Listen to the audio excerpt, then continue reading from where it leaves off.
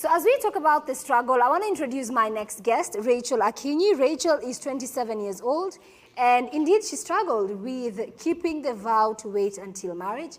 And she unfortunately says that at a weak moment in her life, she got in a relationship, and it is when she succumbed, lost her virginity, but now she's on a different walk where she's practicing secondary virginity. Rachel, welcome to the show. Thank you. So I saw you paying very close attention to what the girls up here are talking about, the struggle. Yeah. So having been someone who has literally been on both ends, you came where Rehab was, saying that I want to be a virgin until marriage. You met someone. So probably tell us about that. I'll trace it back to when I was younger. When I was younger, we had house helps. Everyone has house helps, right? And there are certain house helps who make you have sex with your neighbor kid. At that time, I was in class 1. And so you're a kid, you're forced to have sex, you don't really know what it is. So from that, I overruled that and said I'm a virgin, you know, because I was younger. But in the instance of that, you're still dealing with sexual addiction, because now you've been involved in this, and you're dealing with masturbation because church says if you have sex, you'll go to hell. So you're dealing with masturbation as a way of running away from having sex. My case was my mom passed on, and I think at that point, I kind of lost the virtue of what's churchianity, what's Christianity, who's God, you know. So in that anger, I met someone who probably gave me solace. It was a situationship, not a relationship. I got to understand what situationship was at that time. And did I lose my virginity knowingly? No, I did not. People are naive. I was naive. I realized I had sex after he said, you need to take a pill the next day. I'm not happy I lost it. I'm not. But it happened, you know, and you have to move forward. So moving forward is difficult because now you're in a relationship which you think you're going to be getting married, which of course you didn't get married anyway. But since you think it's going to happen and you've already lost it anyway, so you may as well just lose it over again. And then I don't know what virginity is. Someone needs to explain what virginity is, because videos have it that, oh, and now there's blood, then you've lost your virginity. Then maybe I would say there was blood and that's how I lost my virginity, but it's crazy. What's virginity anyway? I still appreciate the idea of sex before marriage.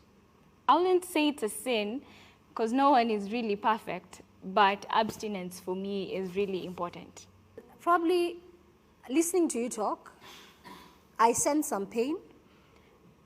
I sense some pain, and I think really you began your story by saying that as a child, you went through some sexual abuse, whereby somebody who should have protected you took advantage and put you in a situation that you had no business being in as a child.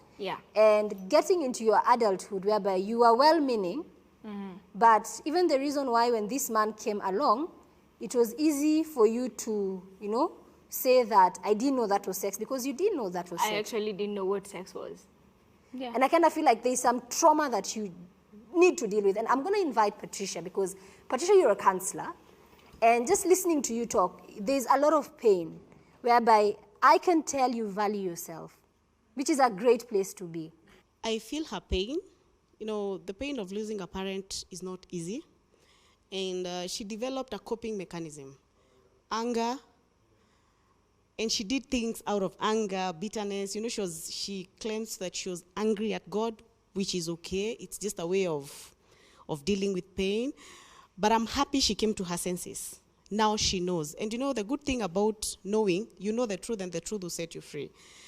I'd urge her not to live with regret, because what she didn't know. She did it out of pain, she did it out of anger, but now that she knows, she can move forward with the knowledge that she knows. Don't beat yourself, don't live in regret. Use the knowledge that now you know. You know that you know, and you can move forward with that kind of knowledge. It is okay. We all goof. We all make mistakes at some point, but we get up, dust yourself, and you move forward. You have a wound in your heart that probably you will need some professional help to be able to heal that wound so that you don't do again things from that point of pain. Once you've healed, then you can be able to see clearly. You can be able to move forward clearly without that fear. I want to introduce my next guest, who is Mary Buri. Mary is 33 years old, and sort of like an icing to the cake of the discussion that we've been having tonight, Mary's story is really the golden ticket. So I'm going to let her share her story with us. Mary, welcome to Real Talk. Thank you. So like a lot of our guests here, you chose to be a virgin, and you actually saw it through. Take us through what your experience has been like. What I would say is that, especially to everyone who is thinking whether it's possible, it is possible. And the struggle is definitely real. But, like you said, there's enough grace to take you through. I remember for me, where I grew up was not really a friendly place. I grew up in Italy. There was a TV show I watched, and the person was encouraging people to be abstinent. So I read a dictionary and understood what abstinence meant. And I thought to myself, this is what I want. But looking at where I was growing up, looking at the influences around me, it did not look possible. Most of the people I went to school with lost their virginity in primary school. Others lost it in high school. Others campus. So it wasn't really supported by how I grew up. So I would say the thing that kept me going was my faith in God, and that I knew that I did not have to do it alone. I could ask for help. And so I asked for help on so many occasions. But as I continued to ask for help, my mind was made up that this is what I'm going to do, and I'm going to do it. And the reason why I wanted to do it was I had a pact with God. And the agreement was, please bless me with a good marriage, and I promise to meet you at the altar as a virgin. Because I understood, God can do all he can do, but then I can do all I want to do. So that was the balance for me. So you met a man, and how long were you guys dating before you got married? So I met my husband in my 4th year of campus. Actually, he picked me from school, but before then I'd dated severally. And we dated for 4 years, and we waited for each other, and we got married, and we had sex for the first time on our wedding night. So you got married at 26? Yes, yes. Today you're 33. Yes. And maybe talking to the young girls, what would you say to them, for you as a woman, coming into marriage as a virgin? What are some of the benefits that you have experienced? Well, I think one of the benefits for me is personal. It's not really something that is explainable. Is that it's because I went into it knowing that I am taking this as a gift to God. So it's my end of the bargain. So I went to the altar, and on that day, I remember when I was wearing my gown, I told God we made it, Number 2, the other benefit was that the day I was making a pact with God, the other promise was that I will give this as a gift to my husband because I had asked you for a good marriage. So this is the one thing that I can take before. So as I gave myself to my husband on that night, I knew I was presenting myself as a gift. The other benefit that I've experienced is that I am confident. And I am confident because I know something about myself, and I know something about the God that I serve. I know that if you ask for help, he gives it to you. And I've also known something about my own resolute, that if I say I will not do something, then I will not do it. If I say that I will do something, then I will do it. But I need help to get there.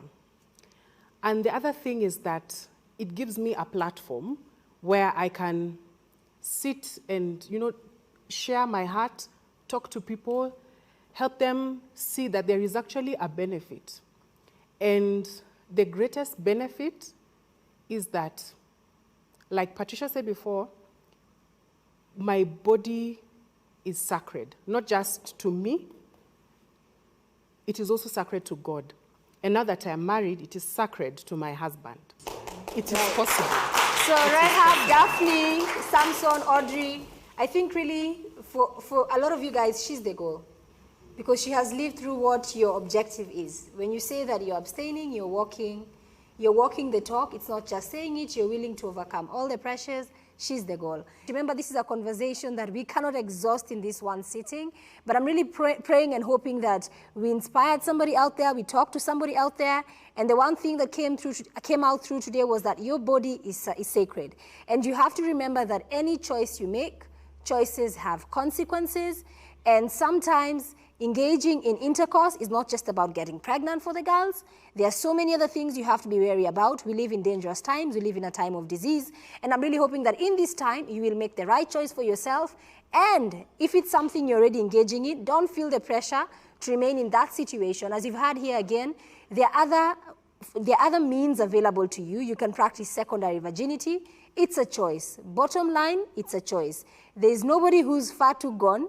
There's nobody who is a sinner and cannot be redeemed. At the end of the day, it's a choice that you make to value yourself and value your body. Well, on that note, that's it from me, Tamima. I hope that you learned something from today's episode. Until next time, enjoy the rest of your viewing.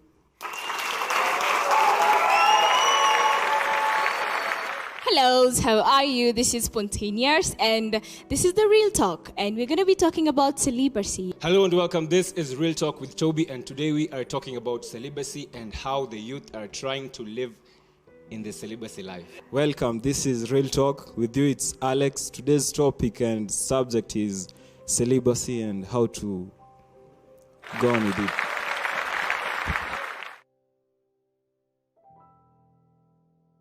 Hello, I am Tamima. Thank you so much for tuning in and supporting the show week after week. I'd like to invite you to be part of the show as a guest to share your inspiring story, or as an audience member to be part of the conversation. All you have to do is reach out to us via the number on your screen.